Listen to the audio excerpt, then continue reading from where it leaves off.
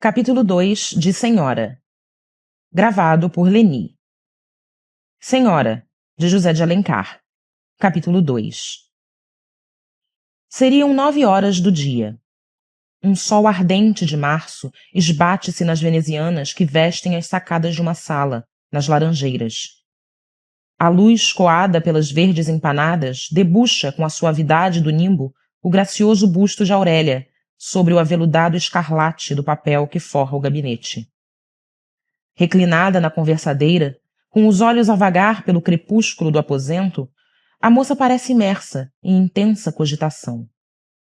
O recolho apaga-lhe no semblante, como no porte, a reverberação mordaz que de ordinário ela desfere de si, como a chama sulfúrea de um relâmpago. Mas a serenidade que se derrama por toda a sua pessoa, se de alguma sorte desmaia a cintilação de sua beleza, a embebe de um fluido inefável de meiguice e carinho que a torna irresistível. Seus olhos já não têm aqueles fulvos lampejos que despedem nos salões e que, a igual do mormaço, crestam. Nos lábios, em vez do cáustico sorriso, borbulha agora a flor d'alma a rever os íntimos enlevos. Sombreia o formoso semblante uma tinta de melancolia que não lhe é habitual desde certo tempo e que, não obstante, se diria o matiz mais próprio das feições delicadas. Há mulheres assim, a quem um perfume de tristeza idealiza. As mais violentas paixões são inspiradas por esses anjos de exílio. Aurélia concentra-se de todo dentro de si. Ninguém, ao ver essa gentil menina, na aparência tão calma e tranquila, acreditaria que, nesse momento, ela agita e resolve o problema de sua existência e prepara-se para sacrificar irremediavelmente todo o seu futuro. Alguém que entrava no gabinete veio arrancar à formosa pensativa a sua longa meditação. Era Dona Firmina Mascarenhas, a senhora que exercia junto de Aurélia o ofício de guarda-moça. A viúva aproximou-se da conversadeira para estalar um beijo na face da menina, que só nessa ocasião acordou da profunda distração em que estava absorta. Aurélia correu à vista surpresa pelo aposento e interrogou uma miniatura de relógio presa à cintura por uma cadeia de ouro fosco. Entretanto, Dona Firmina, acomodando a sua gordura semissecular em uma das vastas cadeiras de braços que ficavam ao lado da conversadeira, dispunha-se a esperar pelo almoço.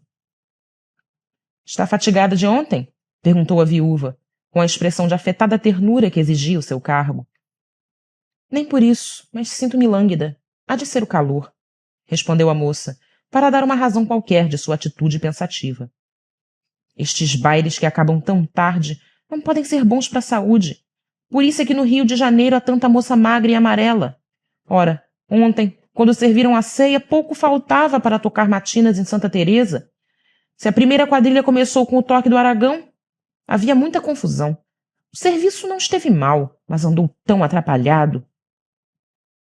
Firmina continuou por aí além a descrever suas impressões do baile da véspera, sem tirar os olhos do semblante de Aurélia, onde espiava o efeito de suas palavras, pronta a desdizer-se de qualquer observação, ao menor indício de contrariedade.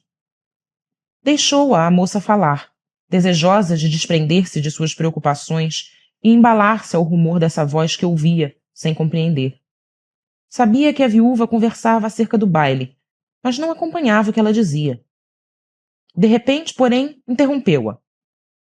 "Que tal achou a Amaralzinha, Dona Firmina?" A velha fez semblante de recordar-se. "A Amaralzinha? É aquela moça toda de azul?" "Com espigas de prata nos cabelos e nos apanhados da saia. Simples e de muito bom gosto." "Lembra-me. É uma menina bem galante", afirmou a viúva. "E bem educada? Dizem que toca piano perfeitamente e que tem uma voz muito agradável. Mas não costuma aparecer na sociedade. É a primeira vez que a encontramos. Não me lembro de a ter visto antes. Foi a primeira vez." Pronunciando estas palavras, a moça parecia de novo sentir sua alma refranger-se, atraída imperiosamente por esse pensamento recôndito que a absorvia. Mas reagiu contra essa preocupação e dirigiu-se à viúva em tom vivo e instante. "Diga-me uma coisa, Dona Firmina." "Que é, Aurélia?" Mas há de ser franca, promete-me.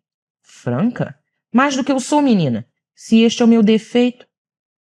A moça hesitava. Experimente, senhora. Quem acha a senhora mais bonita?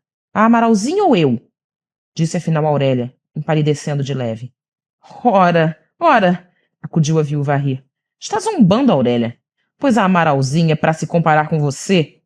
Seja sincera. Outras muito mais bonitas que ela não chegam a seus pés. A viúva citou 4 ou 5 nomes de moças que então andavam no galarim e dos quais não me recordo agora. É tão elegante, disse Aurélia, como se completasse uma reflexão íntima. São gostos.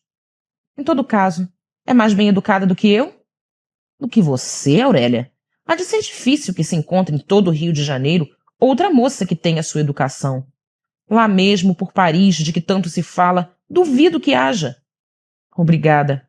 É esta a sua franqueza, dona Firmina? Sim, senhora. A minha franqueza está em dizer a verdade, e não em escondê-la. Demais, isso é o que todos veem e repetem. Você toca piano como um Arnaud, canta como uma prima-dona, e conversa na sala com os deputados e os diplomatas, que eles ficam todos enfeitiçados. E como não há de ser assim? Quando você quer, Aurélia, fala que parece uma novela. Já vejo que a senhora não é nada lisonjeira. Está desmerecendo os meus dotes, acudiu a menina, sublinhando a última palavra com um fino sorriso de ironia. Então não sabe, dona Firmina, que eu tenho um estilo de ouro, o mais sublime de todos os estilos, a cuja eloquência arrebatadora não se resiste? As que falam como uma novela, em vil prosa, são essas moças românticas e pálidas que se andam evaporando em suspiros. Eu falo como um poema, sou a poesia que brilha e deslumbra. Entendo o que você quer dizer. O dinheiro faz do feio bonito, e dá tudo, até saúde.